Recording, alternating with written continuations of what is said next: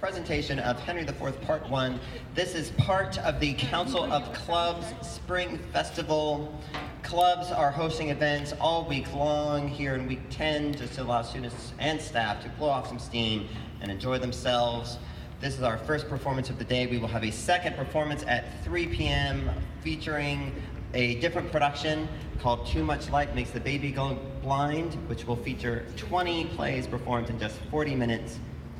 It will be amazing, it will be funny, it will be tragic, it will be dramatic.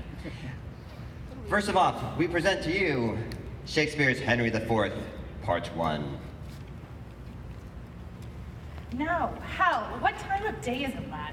What a devil has that to do with the time of day? Unless hours were cups of sack, and minutes capons, and clocks the tongues of bawds, and dials the signs of leaping houses, and the blessed sun himself, a fair hot wench in flame-colored taffeta, I see no reason why thou should be so superfluous to demand the time of day. Indeed, you come near me now, Hal, for we that take purses by the moon and the 7 stars, not by Phoebus, that wandering knight so fair. And I prithee, sweet wag, when thou art king, God save thy grace, majesty, I should say, because grace thou wilt have none. What, none? No, not so much as prologue to an egg and butter. Well, how then? Come, roundly, roundly. Marry then, sweet wag, when thou art king, let not us who are squires of the night's body be called thieves by the day's beauty. Let us be gentlemen of the shade, minions of the moon, and let men say that we be men of good government, being governed. As the sea is by our noble and most chaste mistress, the moon, under whose countenance we steal. Thou sayest well, and it holds well too, as for proof now. A purse of gold most resolutely snatched on Monday night, and most dissolutely spent on Tuesday morn. Got with swaying, lay by, and spent with crying, bring in.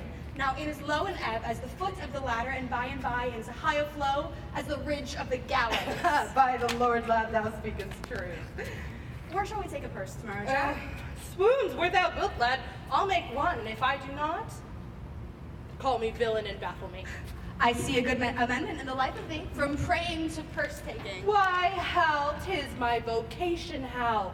Is no sin for a man to labor in his vocation. Poins! Now shall we know if Bardolph hath set the match.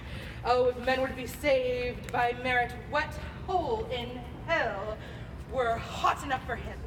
This is the most omnipotent villain that ever cried, stand to a true man. Good morrow, Ned. Good morrow, sweet Hal. What says Monsieur Remorse? What says Sir John Sack and Sugar? Jack, how agrees the devil in thee about thy soul, that thou soldest him on Good Friday last for a cup of Madeira and a cold capon's leg? Sir John stands to his word. The devil shall have his bargain, for he was never yet a breaker of proverbs. He will give the devil his due. Then art thou damned for keeping thy word with the devil. Else he be damned for cousining the devil. But my lads, tomorrow morning by 4 o'clock, there are pilgrims riding to Canterbury with rich offerings, and traders riding to London with fat purses. I have visitors for you all. You have horses for yourselves. Bardolph lies tonight in Rochester. I have bespoke supper tomorrow night in Eastcheap. We may do it as secure as sleep.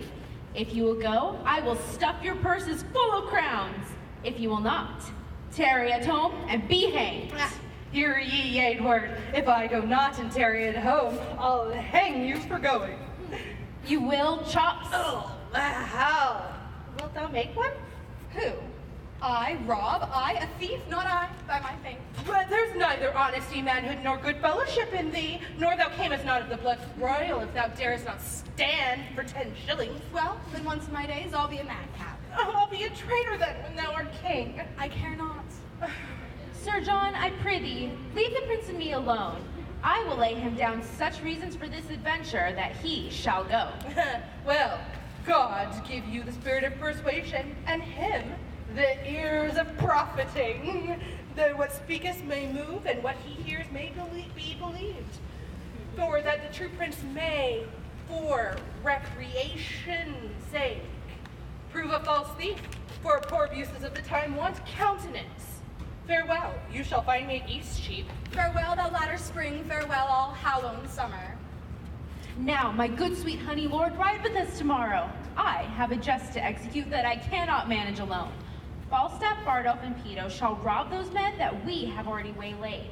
Yourself and I will not be there. And when they have the booty, if you and I do not rob them, then cut this head off from my shoulders. How shall we part with them in setting forth? Why, we will set forth before or after them, and appoint them a place of meeting, wherein it is at our pleasure to fail, and then will they adventure upon the exploit themselves, which they shall have no sooner achieved, but will set upon them. Yea, but 'tis like that they will know us by our horses, by our habits, and by every other appointment to be ourselves. Our horses they shall not see, I'll tie them in the wood. Our visits we will change after we leave them. And Sirrah, I have cases of buckram for the gnomes to amass our noted outward garments. Yea, but I doubt they will be too hard for us. Well, for one, I know them to be as true-bred coward as ever turned back. And for the other, if he fights longer than he sees reason, I'll forswear arms. The virtue of this jest will be the incomprehensible lies this same fat rogue will tell us when we meet at supper, how 30 at least he fought with, what wars, what blows, what extremities he endured. And in the reproof of this lies the jest. Well, I'll go with thee. Provide us all things necessary tomorrow and meet me in Eastcheap. They're all set. Farewell. Farewell, my lord.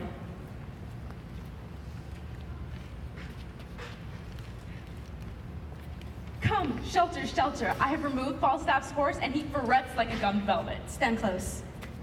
Points. Points. And be hanged. Points! Peace, you fat kidneyed rascal. What a bawling dost thou keep? Where's Points, Hal? He has walked up to the top of the hill. I'll go seek him. That I am accursed to rob in that thief's company. He hath removed my horse and tied him I know not where. If I were to move but 4 foot further, square a foot, I shall break my wind. Well, I doubt not but to die a death for all of this if I escape hanging for killing that rogue Points. Hal? Ugh. Curse upon you both. Bardolph, Peto, I'll starve ere I rob a foot further. A plague upon you all. Give me my horse, you rogues, you rascals. Give me my horse and be hanged. Peace, you fat guts. Lay down. Lay thine ear close to the ground and list if thou canst hear the tread of travelers. Have you a lever to lift me up again, being down? No. This blood, I'll not bear mine own flesh so far afoot, for to bring us all the coin in thy father's checker. Plague upon, what plague means you to colt me thus? Thou liest. Thou art not colted, thou art uncolted. I prithee, good Prince Hal, help me to my horse. Ouch, ye rogue, shall I be your ostler? Go hang thyself in thine own heir-apparent garters. If I had not ballads made on you all and summed up filthy tombs, let a cup of sack be my poison.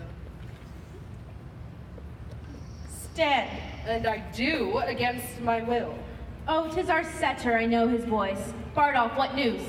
Casey, on with your vizards. There's money of the king's coming down the hill. 'Tis going to the king's exchequer. You lie, rogue, 'tis going to the king's tavern. There's enough to make us all. To be hanged. Sirs, you three shall front them in the narrow lane, and Points and I will walk lower. If they escape from your encounter, then they light on us. How many be there of them? Some 8 or 10. Swoons, will they not rob us? What? A coward, Sir John Paunch? No, indeed, I am not John of Gaunt, your grandfather, but yet no coward, Hal. Well, we leave that to the proof. Sirrah Jack, thy horse stands behind the hedge. When thou needest him, there thou shalt find him. Farewell, and stand fast. Now cannot I strike him if I should be hanged? Ned, where are disguises? Here, hard by, stand close. Now, my masters, happy man be his dole, every man to his business.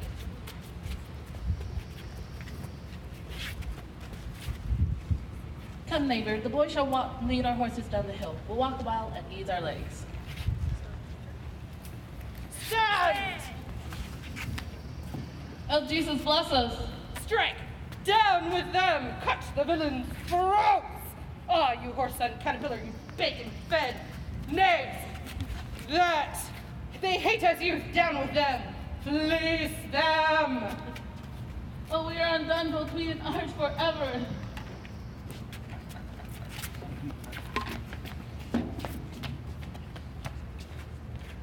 Don't kill me, kill her!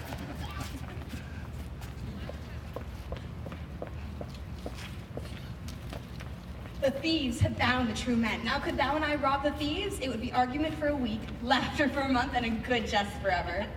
Stand close, I hear them coming. Come, my masters, let us share, and then to horse before day.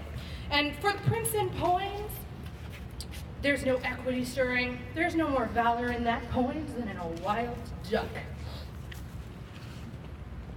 More money! Okay.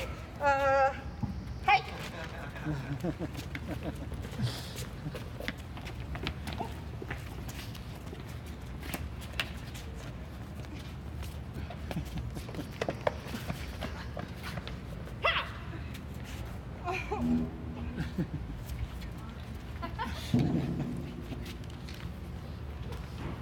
Got with much ease. Now merrily to horse. The thieves are all scattered and possessed with such fear they dare not meet each other. Each takes his fellow for an officer.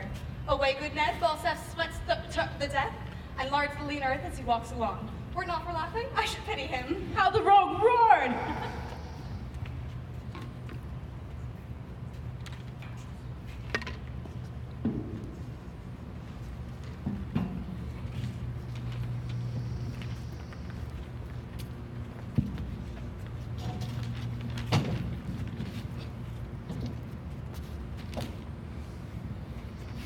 Ned, prithee, come out of that fat room and give me thy hand to laugh a little. Where has been, Hal? With 3 or 4 hogsheads amongst 3 or 4 score loggerheads. My lord, old Sir John with half a dozen more at the door. Shall I let them in? I prithee, call in Falstaff, call in Ribs, call in Tallow. Welcome, Jack. Where hast thou been? A plague on all cowards, I say, and a vengeance too, marry and amen. Give me a cup of sack. Ere I lead this long life, I'll sow neither stocks, and mend them, and foot them too. A plague of all cowards, give me a cup of sack, rogue. Is there no virtue extant? Didst thou never see Titan kiss a dish of butter? Pitiful-hearted Titan that melted at the sweet tale of the suns. If thou didst, then behold that compound. There's you rogue. Here's lime in this sack too. There is nothing but roguery to be found in villainous men, yet coward is worse than a cup of sack with lime in it. A villainous coward, go thy ways, old Jack. Die where thou wilt. If manhood, good manhood be but not forgot upon the face of the earth, then am I a shot herring. There be not 3 good men unhanged in England, and one of them is fat and grows old. God help the while a bad word I say. I would I were a weaver, I would sing psalms or anything. A plague on all cowards, I say still. How now, woolsack, what's the matter? The king's son. If I do not beat thee out of thy kingdom with a dagger of lath and bear all thy subjects before thee, like a flock of wild geese, I'll never wear hair on my face more, you prince of Wales. Why, you horse and roundman, what's the matter? Are you not a coward? Answer me that. And points there. Zooty fat paunch, and ye call me coward, by the Lord, I'll stab thee! I'll call thee coward, and I'll see thee damned ere I call thee coward. But I would give £1,000, I can run as fast as thou canst. You are straight enough in the shoulders, you care not who sees your back. Call you that a backing of your friends. A plague upon such backing, give me them that will face me. Give me a cup of sack, I am a rogue if I drink not today.